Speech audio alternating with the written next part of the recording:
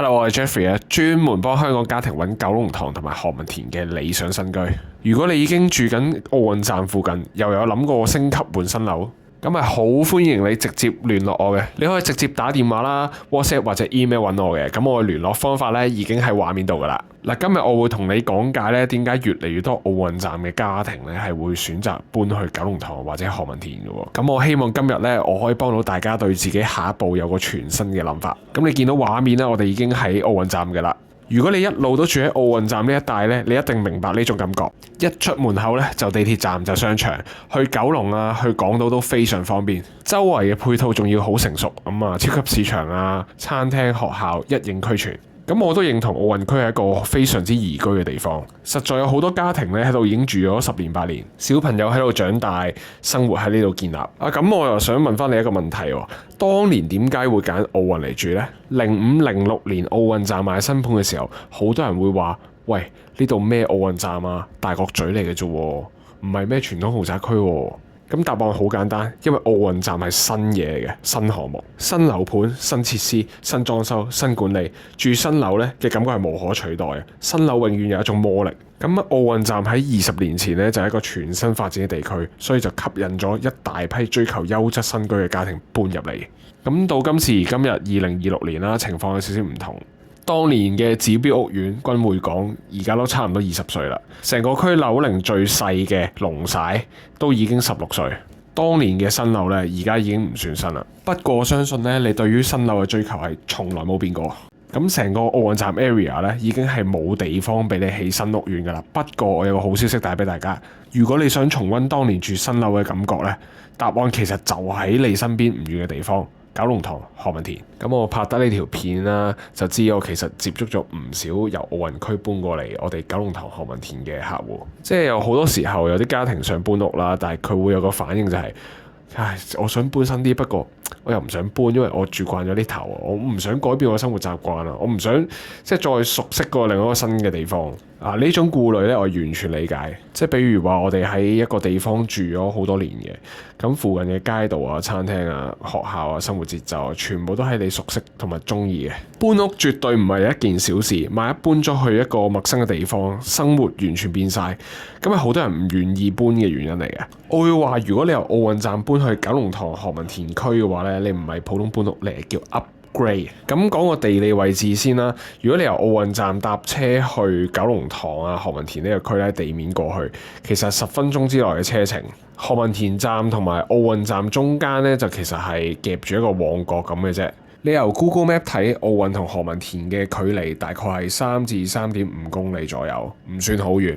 咁呢個距離意味住啲咩呢？意味住你搬咗之後呢，你原有嘅生活習慣根本唔需要改變。你而家返工嘅路線一樣，你而家帶小朋友去緊嘅學校唔需要轉。咁你放假中意去九龍城食嘢、旺角度買嘢、尖沙咀度行街，都係咁近。咁你而家最中意、最習慣嘅地鐵生活，完全保留。奧運同九龍塘何文田呢係屬於同一個九龍嘅生活圈，咁兩個地方嘅居民其實係共享緊同一個地區嘅生活資源。你由奧運站搬去九龍塘何文田呢，就唔係離開你熟悉嘅生活圈，而係你喺同一個生活圈裏面呢，搬去一個更加優質嘅位置。由奧運站搬去九龍塘何文田區咧，絕對係一個 upgrade。而呢個 upgrade 咧，你係唔需要犧牲任何原有嘅生活習慣。我想問你記唔記得咧，自己第一次搬入一個一手樓盤嘅感覺係點啊？新嘅 lift lobby 啦，新嘅 lift 啦，新裝修啦，新設施啦，乜嘢都係新速速嘅。咁但係啦，每一棟大廈都一定會舊嘅。咁唔係你問題，係時間做嘅。10幾20年過去，當年嘅新大堂 lift lobby 開始舊，啲裝修設計開始 outdate，會所設施開始俾人用到殘。呢個時候你需要嘅係一個新嘅開始。咁我哋直入主題過去何文田站噶咯噃。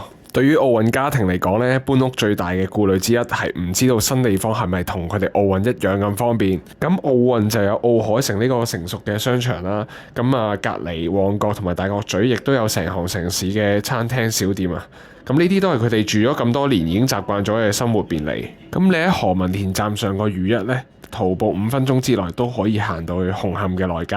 咁紅磡嘅內街呢，就唔係有啲咩大商場，咁但係佢有成行成市嘅本地小店啊、地道啲嘅餐廳啊、cafe、街市，日常生活所需要嘅各式小鋪。我就中意呢種有人情味嘅內街啦，唔係好似商場咁千篇一律，咁而係一啲真實好多嘅香港街道生活。當然啦，如果你想去附近嘅大商場係完全冇問題嘅。咁如一係好近何文田站嘅，你搭地鐵去旺角東嘅 Moco 啦，只需要幾個站；去尖沙咀嘅 K11咧，同樣非常方便。所以你住喺如一咧，係兩全其美嘅安排。日常生活有紅磡內街嘅街道小店啦，咁你想去商場又有地鐵直達喎。不過最想同你講嘅係何文田站同奧運站最唔同嘅地方。住過奧運區嘅人都知啊，奧運係一個好繁忙嘅地區，地鐵站嘅人流多啦，商場嘅人又多啦，條街又多人啦，噪音又多，即係好近馬路佢哋。呢個係生活配套成熟嘅代價，就係熱鬧。咁有啲時候呢，有啲人會覺得，喂，真係嘈得滯，或者甚至乎有啲逼啊。咁啊，如一所在嘅何文田呢，就完全唔係呢種感覺啦。何文田係一個低密度嘅高尚住宅區，咁佢唔係位於喺商業區或者旅遊區之間，佢係一個真正以住宅為主嘅地方。呢度嘅街道寧靜啊，行人少啦，噪音又低，出門口唔會再係人山人海，而係一條闊落、清靜又舒適嘅住宅街道。咁啊，仲有一點啦，如一本身嘅伙數同埋密度都係少嘅，得844伙成個屋苑。咁啊，比起奧運區嘅大型屋苑咧，係低密度得多嘅。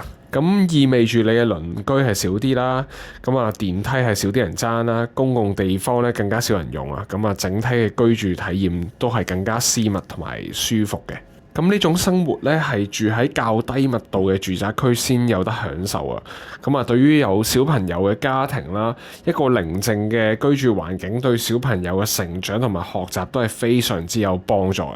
咁如一呢度嘅尺價咧就23,000零蚊尺起嘅，咁即係話如果900幾尺嘅三房咧，咁啊大概係2300萬就買到一間嘅啦，咁啊相當之經濟。咁啊如果九龍塘方面咧就有個新盤叫 Beacon Peak 咧都 OK 嘅，咁佢呢度咧雖然係離開個地鐵站遠啲咧，就大概5分鐘車程啦，但係呢度尺價係平同埋尺數係超級大嘅。咁譬如話有1300尺以上嘅供應啦，同埋佢嘅尺價都係19,000蚊一尺到嘅啫。咁 Beacon Peak 嘅位置咧，空氣係更加好添嘅，同埋密度亦都係更加低。咁如果你想知道 Beacon Peak 同埋如一嘅詳細資料啦，包括個間隔啊、面積啊、設施同埋價錢咧，咁啊可以直接聯絡我啊。咁我嘅聯絡方法咧一直都喺畫面度嘅。咁搬過嚟九龍塘同何文田，唔單止係換過一層新嘅樓啦，咁你成個生活質素咧係會有全面嘅提升嘅。咁我想同大家講咧就3樣嘢。學校網絡啦、生活環境同埋交通。首先啦，就學校網絡呢一點對於唔同嘅家庭咧有唔同嘅意義。我分開兩類嚟講。咁假如你而家未有小朋友，但係計劃將來要有咧，咁九龍塘同何文田嘅校網咧係你一個值得搬過嚟嘅原因。咁你趁而家未有小朋友咧，咁啊喺呢度買樓先，咁啊將來小朋友出世咧就自然受惠於呢個咁優質嘅校網啦，係一個好有遠見嘅決定。咁如果你已經有小朋友啦，而且小朋友已經喺奧運附近返學咧，咁好消息係你由奧運搬去九龍塘何文田區咧，返學嘅交通時間根本就唔會差太遠。奧運同九龍塘何文田地理上咁近呢，你係唔需要擔心小朋友搬咗之後咧返學會變得麻煩。咁生活環境方面咧，奧運區係一個成熟嘅商住混合區，咁生活配套豐富啦，咁啊相對嚟講咧就變咗會密度高啲，馬路多啲，人流多啲，噪音亦都多啲。咁呢啲咧就係成熟商業區嘅特性嚟嘅。九龍塘何文田咧就同奧運站完全唔同啦。咁啊呢兩個區咧就以住宅為主嘅，低密度好多，馬路啊明顯少啲，人流又少啲，綠化多啲，噪音啊少啲，空氣好啲啦。咁我哋九龍塘何文田冇一啲商業設施或者商廈啦，咁我哋嘅噪音水平係好明顯低好多嘅。咁啊夜晚我哋開窗咧，聽到咧係寧靜；朝頭早開窗咧，聽到最多都係雀仔聲嘅啫。咁仲有綠化同公園方面咧，九龍塘何文田係做得好過奧運站好多喎，係有好明顯嘅分別。九龍塘附近有九龍仔公園啦、九龍城寨公園啦，咁何文田嗰邊又有何文田公園啊、何文田體育館。咁呢啲地方都有緩跑徑啊、健身徑啊、籃球場、足球場等等。咁對於屋企有小朋友嘅家庭嚟講呢，屋企附近有個大型嘅綠化公園呢係好緊要嘅元素嚟嘅。咁細蚊仔放學之後呢，有地方跑跑跳跳，唔好匿喺屋企打機。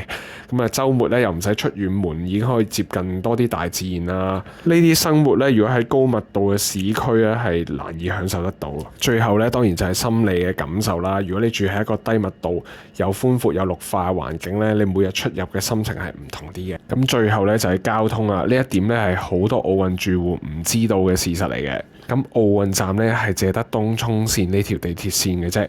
咁去唔同嘅方向呢，好多時候都要轉車嘅喎。例如我奧運站其實咁近旺角啊，我要轉去旺角或者油麻地佐敦站呢，我要轉幾程車喎。咁九龍塘站呢，就東鐵線同埋觀塘線兩條線嘅交匯。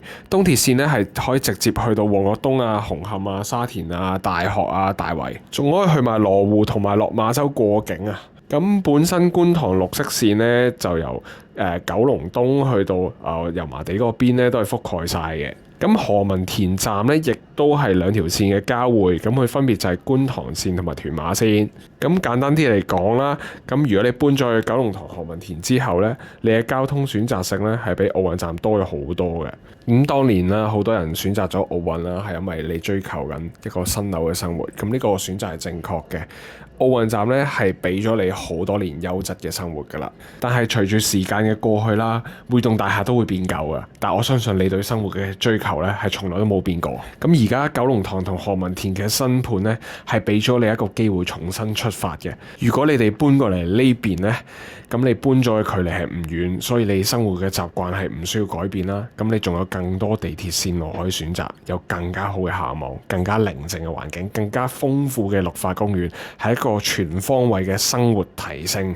住新啲嘅樓，住靚啲嘅地區，寧靜有低密度嘅居住環境，小朋友有更加好嘅學校選擇，呢啲全部對於奧運家庭嚟講呢，都係一個好實際、好可行嘅選擇。如果你有興趣了解更多呢，或者想知道自己嘅預算喺九龍塘何文田度可以揀到乜嘢係最好啊？咁你可以直接聯絡我，我嘅聯絡方法呢，一直都喺畫面上面。咁你唔需要有任何壓力嘅，因為我真人講嘅態度呢，同你睇片呢，其實我係差唔多嘅。咁啊，好樂意同你分享更多關於呢個區嘅資訊啊！咁我哋下次再見。